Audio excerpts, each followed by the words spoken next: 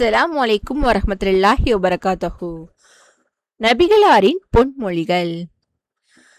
இன்சொல் பேசுதல். யார் அல்லாஹ்வையும் மறுமை நாளையும் நம்புகிறாரோ அவர் நல்ல வார்த்தைகளை பேசட்டும், இல்லையெனில் மௌனமாக இருக்கட்டும். விளக்கம்.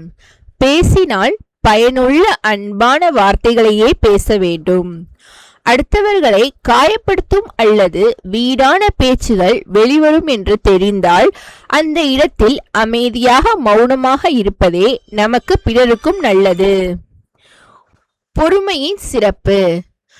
நிச்சயமாக பொறுமை என்பது துன்பம் அல்லது சோதனை ஏற்பட்ட முதல் அதிர்ச்சியின் போதே கடைபிடிக்கப்படுவதாகும். விளக்கம். ஒரு கஷ்டமோ அல்லது இழப்போ ஏற்படும் அந்த முதல் கணத்தில் பதற்றப்படாமல் தன் மனதை கட்டுப்படுத்தி அமைதி காப்பதே உண்மையான பொறுமையாகும். காலம் கடந்த பின் அமைதியடைவது இயல்பு. ஆனால் தொடக்கத்திலேயே காட்டும் பொறுமைக்கு இறைவனிடம் பெரும் கூலி உண்டு. உறவுகளை பேணல். உறவினர்களோடு சேர்ந்து வாழ்பவரே ஒழிய உறவை முறித்து வாழ்பவர் சொர்க்கத்தில் நுழைய மாட்டார். விளக்கம். குடும்பத்திலும் உறவினர்களிடையேயும் கருத்து வேறுபாடுகள் வருவது இயல்பு. அதற்காக உறவுகளை துண்டித்து கொள்ளக்கூடாது.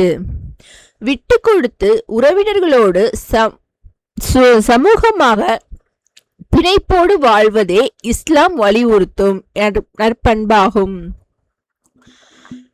எளிமை மற்றும் நடுநிலைமை.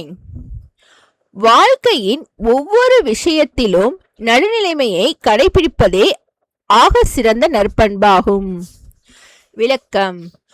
ஆடம்பரம் இல்லாத அதே சமயம் கஞ்சத்தனமும் இல்லாத ஒரு நடுத்தரமான எளிமையான வாழ்க்கையை வாழ்வதே சிறந்தது. எந்த ஒரு காரியத்திலும் அத்துமீறி எல்லை தாண்டாமல் நிதானமாக செயல்பட வேண்டும்.